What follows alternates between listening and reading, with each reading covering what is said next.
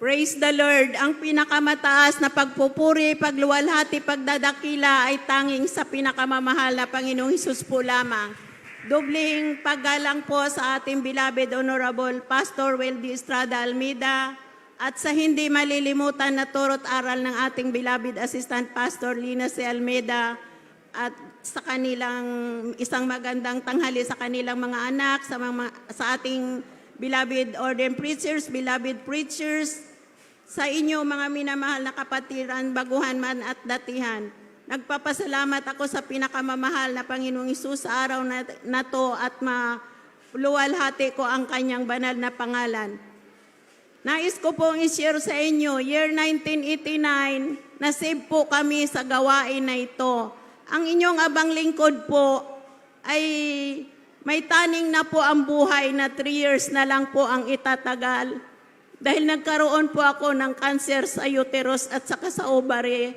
That time, ako po ay isang kalbo po ako, tapos pinapaliguan, sinusubuan, binubuhat. Alam niyo po mga minamahal nung time na yon, nung nag-share po sa amin na dumalo sa krusada sa Lunita, ang sabi ko sa aking beloved husband, baka hindi ko kakayanin dahil malayo.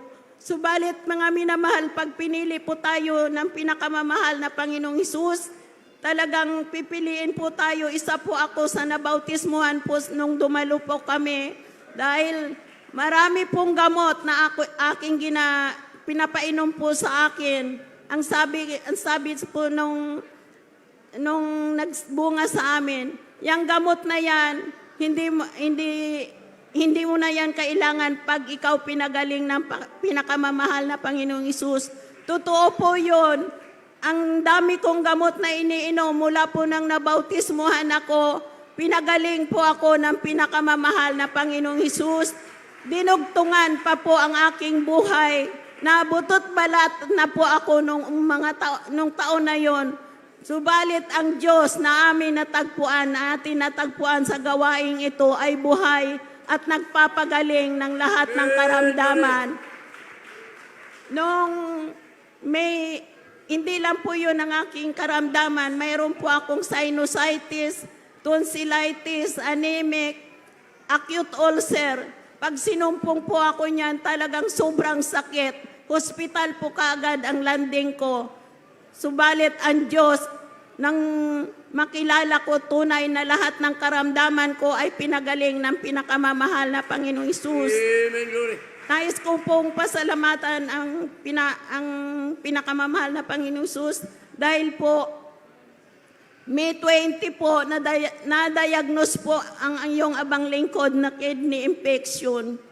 Nung time na yon talagang hindi na po ako makatayo. Gusto ko na lang po maupo sa CR dahil hindi po talaga ako makakaihi. Ang sabi ng aking beloved loved ones, bakit hindi nyo pa yan dalhin ng mama nyo sa ospital? Ang sabi naman ng aking beloved son, hindi tita, ang Diyos ang magpapagaling sa mama ko. Nung time na yon talagang nanginginig na po talaga ako. Talagang gusto ko pong umihi, hindi po ako makaihi. Ang ginawa po ng aking beloved son, humingi po ng backup prayer sa ating beloved pastor. Wala pa pong 15 minutes talagang, hallelujah. Ibinuga po yung hindi ko po maihi. Talagang tuloy-tuloy po ang aking pag-ihi. Nagpagsisilang po ako sa pinakamamahal na Panginoong Hesus. Tuloy-tuloy na po, nakaihi na po ako. May 20, ang sabi po, May 20 po ang sabi sa akin ng aking beloved daughter, Mama, magpa-confine ka na. Sabi ko, hindi, magpa-fasting lang ako. Subalit, halos buwan-buwan po ako nasa fasting house. Nanaginip po ako, na nagpa-cancel po ako. Tapos, hindi ko po alam kung ano po ang kalooban ng pinakamamahal na Panginoong Hesus. Kasi tunay na ang aking pong tithe, sobra pa po sa doble, higit pa po, dinagdagan ko ng sobra-sobra. At 3 times a week po, dumadalo ang inyong labang lingkod.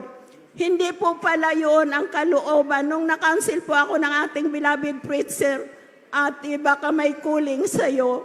Alam niyo po, mga minamahal, nung nalihans po ako ng ating beloved preacher, yung sa abdomen ko po, parang ginugupit po yan ng gunting, talagang napakasakit. Sabi ko, mahal na Panginoon, bakit sobrang sakit? Nung natapos niya po akong ma-counsel, nilihans niya po ako. Alam niyo po, mga minamahal, talagang sabi ko, napakabuti ng pinakamamahal na Panginoon Hesus.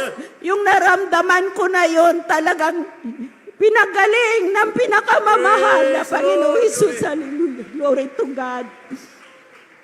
At hindi lang po yan nagtatapos. Sabi po ng aking beloved son, Mama, bakit hindi ka na nga lang sumunod sa kalooban ng mahal na Panginoon? Dahil ang dami pong nagsasabi sa akin na magpagamit. Sabi ko, baka hindi ko kakayanin ang roles dahil senior citizen na po ako, matanda na.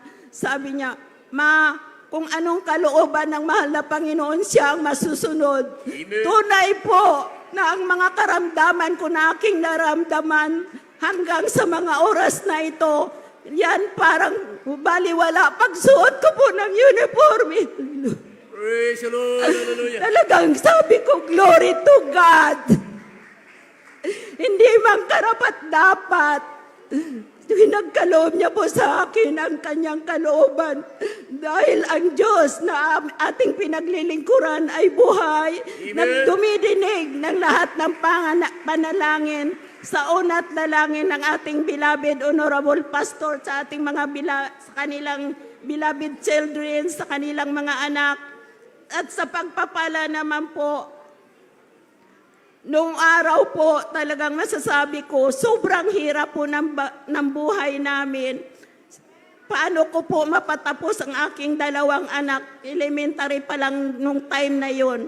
Sabi ko sa aking beloved son, anak, magtiwala ka lang sa mahal na Panginoon. Dahil simula nung